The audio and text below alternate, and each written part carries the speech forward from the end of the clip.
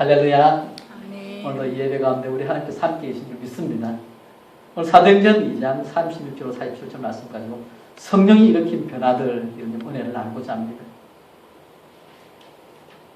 우리가 특별한 경우가 아니면 보통 사람들 살펴보면 이전에 하던 그대로 살기를 원합니다. 매일매일 어제와 오늘의 일상이 비슷하고 매주 비슷하게 생활하게 되는 것이죠.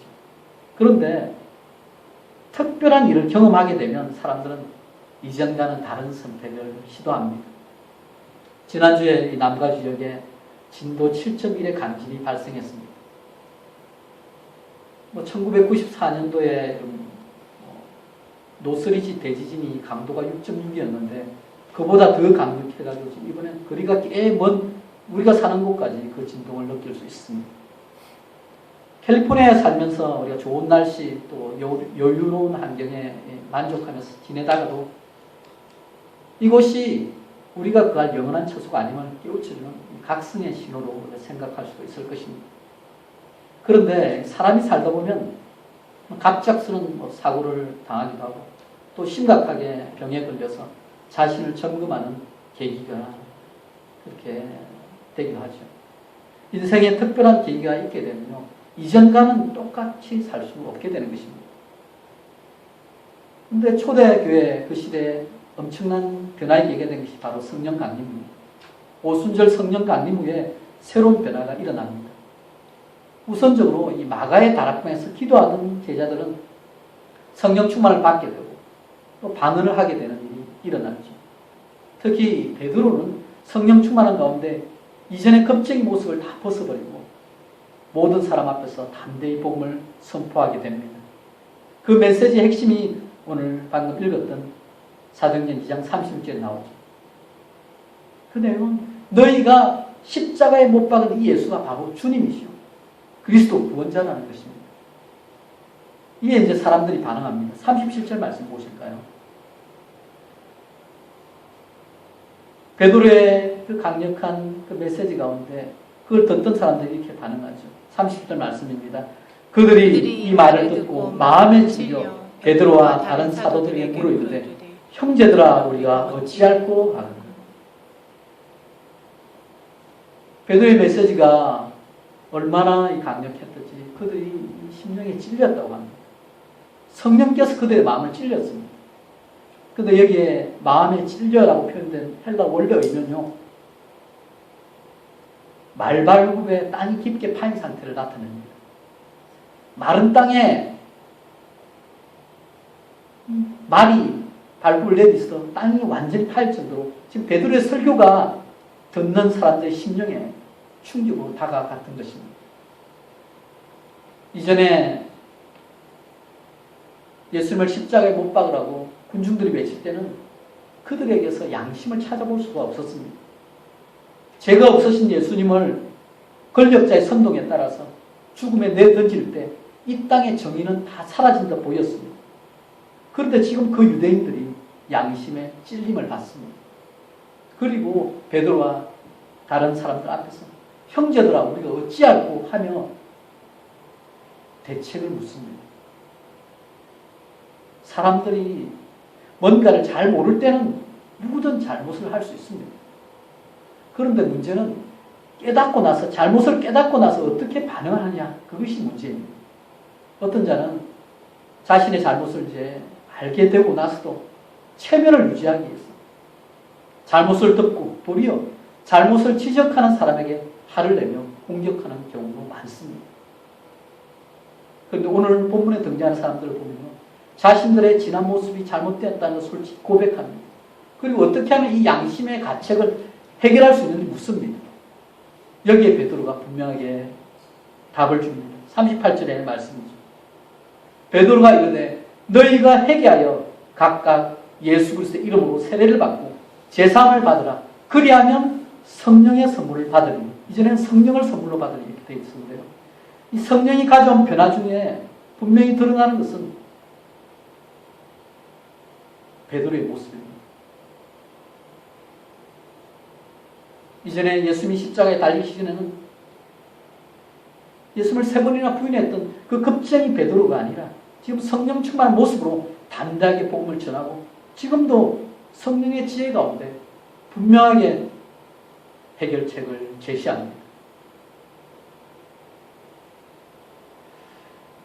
여러분, 우리가 살아가는 데 있어서 이 믿음 생활에서 특별히 내 뜻, 내 생각을 고집하게 되면 그 가운데 자라나갈 수 없습니다. 그런데 우리가 실수를 할지라도 그 가운데 하나님께서 그것을 통해서 깨우치실 때 그 위에 깨닫고 나서 변화가 되면 그것은 훨씬 좋은 사람으로 우리가 새로워질 수 있는 것입니다. 지금 베드로가 그렇게 되었습니다. 이전에 실수는 했지만 하나님께서 새롭게 사용하시니까 그 가운데 하나님의 역사의 도구로 쓰임받는 것입니다. 자, 지금 해결책이 뭐냐? 너희가 회개해야 한다는 것입니다. 예수님의 이름으로 세례를 받고 제사함을 받아야 한다는 것입니다. 그러면 성령을 선물로 받게 된다는 것입니다. 인간이 아무리 발버둥 쳐도 스스로 구원에 이를 수는 없습니다. 베드로가 그래서 그들에게 제시한 그 해결책이요, 먼저 회개할 것을 요청하는 것입니다. 구원으로 가는 길은 자신의 죄와 제약된 삶에서 돌이키는 것입니다. 회개는요, 죄를 향해 가던 방향에서 돌이켜서 하나님 품으로 나오는 것입니다. 예수님도 회개하는 자에게 천국의 소망이 있음을 말씀하셨습니다. 회개하라, 천국이 가까이 왔느니라. 이것이 예수님의 공생의 사역 가운데 첫 번째 메시지였습니다. 지금 성령님께서 일으킨 변화 중에 강력한 변화는 회개의 역사입니다. 똑같은 사건을 보고도 사람들의 반응이 서로 다릅니다. 이전에 구약시대에 약속의 땅 가나안을 정탐한 12명의 그 정탐꾼들의 의견이 하나로 일치하지 않았습니다. 그 사람들이 보통 사람들을 뽑은 게 아니라 그래도 각 지파의 대표자로 다 뽑혀서 갔는데 대다수 10명이 부정적으로 보고했습니다. 여호수아, 갈렙만이 믿음의 눈으로 약속의 땅을 하나님께 말씀하신 그대로 긍정적으로 보았죠. 하나님께서 우리를 기뻐하시면 그 땅을 우리에게 주실 것이다. 그들은 우리의 밥이다. 아낙 자손이 아무리 클지라도 우리의 밥이다. 하나님께서 우리와 함께 하시니 두려워하지 말라. 그렇게 외쳤습니다. 그런데 대다수 부정적인 의견에 따라서 강야 40년의 그 고생길이 시작되게 됩니다. 그런데요, 강야의 삶 가운데 또 기회가 있었습니다. 강야의 삶에서 회개하고 순종할 기회가 있었음에도 불구하고 그들은 불평하면서 지도자인 모세를 원망하면서 강야에서 다 죽게 됩니다. 여러분, 회개하는 것이 결코 쉬운 일이 아닙니다. 마태복음 28장에 예수님께서 지상명령을 주시는 장면을 보시면요, 부활하신 예수님을 보고도 그 가운데 의심하는 사람들도 있었다고 기록하고 있습니다. 멀리서 찾을 게 아니라 지금 오순절 성령 강림 현장에서도 성령의 역사가 일어나는 그 현장 가운데서도 그 제자들 조롱하면서 세술에 취하였다고 비난한 사람들이 있었다는 사실을 보게 되면요, 사람의 마음이 바뀌는 일이 결코 쉬운 일이 아닌 것을 우리가 분명히 확인할 수 있는 것입니다. 그런데 그 속에서도 성령께서 강력하게 역사하시면요, 양심이 새로워지고 회개의 역사가 일어나는 것을 우리는 보게 됩니다. 이런 회개가 초대교회의 변화와 성장의 시초가 되었습니다. 이들은 이전의 삶을 청산하고 그리스도인으로서 새로운 삶으로 들어오게 되었습니다. 회개의 결과로 그들은 제사함을 받게 되고 성령을 선물로 받을 수 있었습니다. 여러분, 우리 삶의 방향을 바꿔야 할 때 어떤 게 있습니까? 회개는 방향을 바꾸는 것입니다. 사망의 길에서 생명의 길로 돌이키는 것이 진정한 회개입니다. 하나님은 우리에게 기회를 주십니다. 우리를 살리시기에 깨우치시고 경고하시고 때에 알맞게 기회를 주십니다. 성령께서 우리 마음을 여실 때 바른 방향으로 삶의 변화가 일어나야 합니다. 과거에 제약된 삶에 대한 회개 없는 믿음은 제대로 된 믿음이 아닙니다. 회개 없는 구원은 없다는 사실을 우리가 늘 마음에 새기기 원합니다. 진정한 회개가 있는 곳에 성령의 역사와 믿음의 역사가 나타나고 그곳 가운데 하나님의 나라가 이루어지는 것입니다. 제 개인적인 얘기 좀 하겠습니다. 몇 번도 들은 분도 계시겠지만 저는 예수님을 모르는 가정에 태어나 자랐습니다. 자연스럽게 교회를 멀리 두고 그렇게 살았고 예수님에 대한 관심도 전혀 없었습니다. 그렇게 20년을 보내고 대학교 때 우연히 복음을 전해 듣고 마음의 문을 열게 되었습니다. 그런데 제가 다시 인생을 돌아보니까요. 그전에도 몇 번의 기회가 있었던 것 같아요. 어릴 때 저희 교회가 없는 우리 시골 동네에 교회가 처음 세워져서 제 누나는 친구 따라서 교회를 한두 번 간 것 같은데 저는 마음의 문을 꽁꽁 닫아도 한 번도 가지 않았습니다. 그 이후에 기회가 되어서 예수 잘 믿는 반 친구가 교회를 가자고 해서 그때는 저도 한두 번 교회를 나갔습니다. 그런데 교회를 가기는 했어도 예수님에 대해서 마음을 열기보다는 일요일에도 친구랑 놀 수 있다. 그것이 좋았어. 그게 좋았다 해서 그래서 놀러 간 것이었습니다. 그래서 그것도 얼마 못 갔죠. 시간이 흘러서 학창시절에 인생에 대해 고민하면서 내가 죽으면 어떻게 될까? 그런 고민을 하면서 지옥보다는 천국에 가야 되겠다는 그런 생각을 한 적이 있습니다. 그런데 그런 생각만 했지 예수를 믿을 생각은 전혀 하지 못했습니다. 마음이 완전히 닫혀 있었던 것이죠. 그런데 대학교에 들어가서 우연히 학과 선배를 통해서 복음을 전해 들었는데 그때는 뭔가 좀 달랐습니다. 그때는 내가 교회에 대한 생각들, 내가 예수님에 대한 생각이 이전에 가졌던 생각이 편견이 아닐까 하는 그런 생각이 들면서 마음을 열기 시작했습니다. 그리고 결정적으로 그해 여름에 수련회를 다녀오고 난 다음 바로 그 주일에 목사님 설교를 듣는데 왠지 제 마음이 뜨거워지면서 눈물이 쏟아지고 내가 제 이름을 깨닫고 회개하면서 예수님 앞에 무릎을 꿇게 되었습니다. 성령님께서 그때 제 마음속에서 역사하신 것이죠.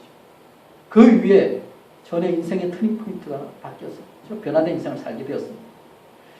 돌이켜보면 몇 번의 기회를 하나님께서 분명히 주셔가지고 제 마음의 문을 두드리셨는데 그냥 닫고 있다가 하나님의 그 완전한 때에 돌이키게 되고 예수님을 주님으로 모실 수 있게 되었습니다.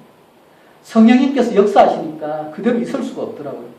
아무리 거부하려고 해도 안에서 뭔가 뜨거운 것이 저를 변화의 길로 이끌었음을 고백하게 됩니다. 오늘 본문에도 보시면요. 마음에 찔려서 도움을 요청하는 사람들의 모습을 보게 되는데 성령께서는 이 베드로를 통해서 그들을 회개함으로 인도합니다. 40절에 보시면 베드로가 그냥 한마디 던진 게 아니라 여러 말로 그들을 변하여 구원의 길로 초대하는 것을 볼 수 있습니다. 알아들을 수 있는 말로 계속 얘기한 것이죠. 이 구원의 요청에 응답하여서 무려 3,000명이나 되는 사람들이 세례를 받고 믿는 자의 무리 속에 들어오게 됩니다. 초대교회는 마치 기적과 같은 변화가 일어났고 부흥과 성장이 있었습니다. 그런데 이런 변화와 부흥은 단지 우연이 아닙니다. 엄청난 성장의 이면에 성령님의 역사하심이 계셨던 것입니다. 이것은요, 사람들의 열심에 의해서 그들의 노력에 의해서 다 이루어진 것이 아니었습니다. 성령께서 각 사람의 마음을 찔러서 회개의 역사가 그 가운데 일어났던 것입니다. 사랑하는 여러분, 사람의 마음을 움직이시는 분은 하나님이십니다. 하나님께서 마음을 여시면요, 회개의 역사가 나타납니다. 성령 강림 후에 일어난 변화 중에 분명한 것은 딱딱하게 굳어 있었던 자들의 마음이 녹여지는 것입니다. 그들의 마음이 찔림을 받고 주님께 돌아오게 된 것입니다. 이것은요, 오늘날에도 가능한 것입니다. 제가 새벽마다 기도하는 것 중에 하나가 이것입니다. 이 지역주에 마음이 딱딱하게 굳은 자, 또 상처받은 자가 하나님의 은혜 가운데 주님 품으로 돌아오는 것입니다. 인간적으로 보면요, 별 가능성이 없어 보일지라도 성령께서 역사하시면 불가능을 가능으로 만드십니다. 그렇게 성령께서 역사하실 때 우리가 예수를 만나도 새로운 은혜 가운데 들어가게 되는 것입니다. 교회가 개척되고 몇 년이 지나면서 제가 좀 겸손해진 것 같습니다. 기도가 좀 쌓이면서 또 하나님께서 부족한 저도 준비시키면서 또 함께 할 분들도 또 준비시키고 계심을 또 보게 됩니다. 그때가 언제일지는 확실히 모르지만 분명히 성령께서 이 지역 가운데 역사하셔서 이 지역 가운데 회개의 역사, 부흥의 역사를 허락하셔서 하나님께서 그 교회 가운데 이 예배당이 가득 차게 될 줄 믿습니다. 아멘. 그때까지 좀 인내로서 기도하면서 또 하나님의 은혜를 구하면서 함께 나아가기를 축복합니다. 아멘. 오늘 베드로의 설교를 통해서 하나님께 돌아온 사람이 3,000명이나 되었습니다. 그들은 은혜 받은 것으로 머무르지 않고 공동체 가운데 들어와서 제대로 된 신앙의 훈련을 받게 됩니다. 42절 한번 보실까요? 이렇게 얘기합니다. 그들이 사도의 가르침을 받아 서로 교제하고 떡을 떼며 오로지 기도하기를 힘씁니다. 여러분, 신앙생활은 혼자 할 수 있는 것이 아닙니다. 진리의 가르침을 받아야 합니다. 서로 간의 교제 속에서 자라가야 합니다. 그 모습이 초대교회 성도들 가운데 있습니다. 근데 그 가운데 초대교회 성도들의 특징을 잘 살펴보면요, 무엇보다도 기도에 힘썼다는 그 사실입니다. 오로지 기도하기를 힘쓰니라. 초대교회를 세우시고 이끌어가시는 변화의 주인은 하나님이셨습니다. 그런데 하나님의 손길을 움직인 것이 바로 그들의 한마음으로 드려진 기도였습니다. 이들의 기도가 세상을 바꾸는 힘이 되었습니다. 기도 가운데 하나님과의 교통이 있었고 기도를 통한 성령의 역사가 초대교회 성장의 가장 큰 원인이었습니다. 이어지는 성령의 변화는요, 성도들을 하나됨으로 이끌었다는 것을 우리가 확인하게 됩니다. 44절, 46절 보실까요? 좀 말씀이 긴데요. 44절부터 46절까지 말씀은 좀 같이 좀 읽겠습니다.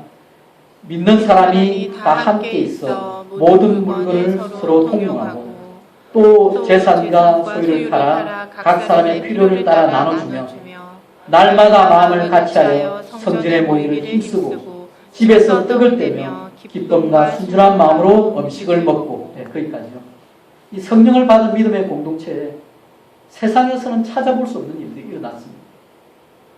성령님이 초대교회를 하나 되게 하셨다는 것입니다. 그들은 서로 물건을 함께 사용하며 가족 같은 강한 믿음의 공동체가 되었습니다. 그들은 물질에 대한 인간적인 소유욕을 뛰어넘은 모든 물건을 각 사람의 필요에 따라 나눠주셨습니다. 가족 간의 사랑으로 할 수 있는 일이 지금 믿음의 공동체 가운데 일어난 것입니다. 성령의 역사 가운데 하나는요, 지나친 물욕과 탐심에서 벗어나서 넉넉한 마음으로 자유롭게 나누도록 하십니다. 공산주의처럼 뺏어서 이렇게 나누는 것이 아닙니다. 자연스럽게 하나님께 그 마음을 이렇게 해줘서 나누게 하십니다. 복음은 우상 숭배라고 할 수 있는 세상의 온갖 탐심에서 벗어나게 만듭니다. 그리고 그들 가운데 서로 모여서 서로 기쁨을 누리고 사랑과 선행을 격려하는 모임이 된 것입니다. 우리가 초대교회 성도들 가운데서 믿음의 교제를 나누는 공동체 생활의 모범을 볼 수 있습니다. 이심과 질투나 분쟁과 다툼 대신에 사랑과 나눔이 이 믿음의 공동체를 더욱 돋보이게 하였습니다. 이러한 공동체에 덕을 끼치는 모습이 다른 이들에게 엄청난 도전을 주었다는 것입니다. 2세기에 기독교 변증가인 아리스티데스라는 사람이 있었습니다. 그는 로마 황제 하드리안에게 그리스도인에 대해 보고서를 썼습니다. 근데 그때 어떻게 이렇게 설명하냐면요, 그리스도인에 대해서 그들은 서로 사랑합니다.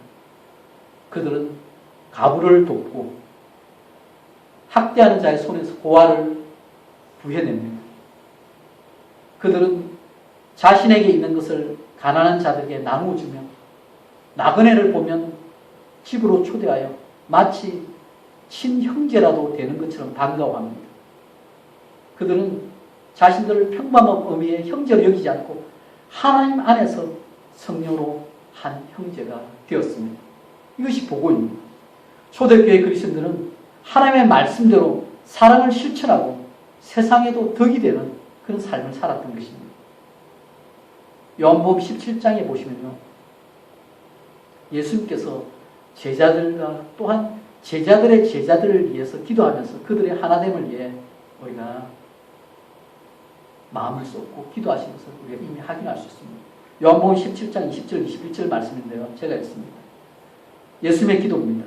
내가 비옵는 것은 이 사람들만 위함이 아니요 또 그들의 말로 말미암아 나를 믿는 사람들도 위함이니 아버지여, 아버지께서 내 안에 내가 아버지 안에 있는 것 같이 그들도 다 하나가 되어 우리 안에 있게 하사 세상으로 아버지께서 나를 보내신 것을 믿게 하옵소서. 예수님의 제자의 기도 핵심은 뭡니까? 제자들이 하나 되어 서로 사랑할 때 하나님의 나라가 확장되어 가는 것을 말씀하신 것입니다. 초대교회 성도들이 뜨거운 기도 가운데 서로 교제하고 하나 되는 공동체를 이루었을 때 그 결과는 예수님께서 말씀하신 그대로였습니다. 오늘 말씀의 47절 보실까요? 그 결과가 나와 있습니다. 47절 말씀 같이 읽습니다. 하나님을 찬미하며 또 온 백성에게 칭송을 받으니 주께서 구원받는 사람을 날마다 더하게 하시니라. 아멘. 그들의 모습은 온 백성에게 칭송을 받을 만한 것이었습니다.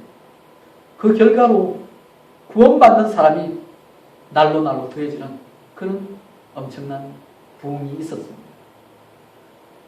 초대교회를 돌아볼 때요, 그 성장 가운데 있는 배경을 살펴보면 철저한 회개 가운데 그 기초가 세워진 것을 볼 수 있습니다. 또한 역동적인 기도가 한 마음으로 기도하는 가운데 그들은 성령의 능력을 드러내게 되었습니다. 더 나아가서 실제 삶으로도 세상 가운데 선을 향하고 덕이 있는 공동체로 모습을 드러내었기에 그들이 빚어낸 결과는 너무나도 아름답고 하나님 보시기에도 너무나 영광되는 모습이었습니다. 사랑하는 여러분, 우리 교회는 제약된 세상에서 불러내어져서 부름받은 거룩하게 구별된 자들의 모임입니다. 세상을 구원하는 것이 교회의 사명입니다. 하나님께서 주님의 몸된 교회를 세우셨고 예수 그리스도를 교회 머리가 되게 하시고 성령님을 통해서 교회를 이렇게 세워서 일하게 하셨습니다. 하나님은 우리를 세상의 구원을 감당하는 그 사명 가운데 부르신 것입니다. 우리가 이 땅에 이 세상에 발을 딛고 살지만 그러나 하나님을 위해서 새로운 부름을 받고 하나님의 뜻 가운데 다시 나아가서 세상을 변화시킨 자로 살아야 하는 것입니다. 그러기 위해서 우리가 지금 몸된 교회에 모인 것입니다. 초대교회 성도들처럼 회개하고 거듭나야 합니다. 성령의 충만함을 받아야 합니다. 주님의 몸된 교회를 위해서 기도하며 덕이 되는 공동체를 세우는 일에 헌신해야 합니다. 그것이 우리를 부르신 하나님의 거룩한 뜻입니다. 우리가 속한 교회는 본의 방주 역할을 감당해야 하고 신앙의 훈련장이 되어야 합니다. 절망 속에서도 이 땅의 소망으로 하나님 나라를 이루어가는데 우리가 앞장서야 하는 사명이 있는 것입니다. 사랑하는 여러분, 주님의 몸된 교회가 세워지는 데는요, 기도가 필요합니다. 사무엘 선지자가 말씀했듯이 기도하기를 쉬는 죄를 우리는 범치 않아야 합니다. 예수님의 몸된 교회, 그 교회가 우리에게 주어져 있습니다. 그 교회를 위해서 여러분 기도하는 시간을 정하시고 꾸준히 기도해 주십시오. 오늘날 이 시대 가운데 잠자는 교회가 성장하는 교회로 이렇게 세우는 데 있어서 기도가 필요합니다. 연약한 교회가 건강한 교회로 세워지는 데 있어서 기도가 필요합니다. 비난받는 이 시대 교회를 초대교회처럼 칭송받는 교회로 만든 일에 여러분의 기도가 필요합니다. 주님의 몸된 교회를 위해서 함께 사랑하며 함께 기도하며 우리가 각자에게 맡긴 사명을 감당하시기를 바랍니다. 아멘. 사랑하는 여러분, 우리 가운데 거룩한 성령이 우리를 주관하셔서 우리가 주님의 능력으로 무장되어지고 다시 세상에 나가서 선한 영향력을 발휘하는 그런 모습이 되기를 원합니다. 그러기 위해서는요, 한 사람 한 사람이 어디서부터 하나님 원하시는 길에서 벗어나니 돌이키면서 회개의 사람으로, 기도의 사람으로 세상에서도 예수 그리스도의 한계를 드러낼 수 있는 참 제자로 살아가야 합니다. 이것이 우리 힘으로는 할 수가 없는 것입니다. 주님이 주신 힘으로 성령 안에서 기도하는 가운데 새 힘을 얻어야 합니다. 그럴 때 하나님께 역사하셔서 자연스럽게 우리를 통해서 한 나라를 이루어가시고 부흥의 역사를 이루어줄 줄 믿습니다. 하나님의 마음을 가지고 기도하면 하늘의 뜻이 이 땅 가운데 이루어지는 그 역사 가운데 동참하기 바랍니다. 여러분, 믿는 자에게는요, 성령께서 우리 안에 임하십니다. 우리 마음에 성령께서 함께 계십니다. 그런데 우리가 성령 충만함으로 준비가 되어 있지 못합니다. 성령 충만함으로 준비되어 있을 때 하나님 우리를 들어 쓰시고 복음을 전가할 기회를 주시고 또 구원받을 자들의 마음을 예배해 놓으실 것입니다. 한 사람 한 사람이 예수를 영접하고 구원의 길로 나오기 위해서는요, 그 가운데 성령님의 개입하시고 성령의 역사하심이 있어야 합니다. 그런데 성령께서 역사하실 때는요, 가만히 있을 수 없게 하십니다. 그 마음을 뜨겁게 하셔서 변화를 일으키십니다. 믿음의 공동체가 건강해질 수 있는 비결은요, 우리가 각자의 회개함 가운데 하나님 뜻 가운데 바로 서는 것입니다. 하나님께서 함께 하실 때 다양함 속에서도 한마음 한뜻으로 나아갈 수 있게 하십니다. 다양하죠. 그러나 그 가운데 우리가 예수님을 우리의 머리로 삼고 지체가 되어 하나님 나라를 위해 헌신할 때 하나님께서 그것을 사용해서 새로운 변화를 일으켜주십니다. 말씀을 정리합니다. 사랑하는 여러분, 우리 가운데 성령이 역사할 때 우리 자신을 내어드리라 그렇게 요청하신 그 부름에 응답하신 저와 여러분 되기를 바랍니다. 하나님께 베푸신 은혜를 가지고요, 세상의 소금과 빛으로 살게 되기를 바랍니다. 아멘. 늘 성령 충만한 가운데서 우리에게 주신 은혜를 사모하며 또 그 은혜 가운데서 각자에게 주어진 사명에 따라서 하나님의 선하신 뜻을 이루어가시는 저와 여러분 되시기를 예수 그리스도 이름으로 축원합니다. 아멘. 아멘.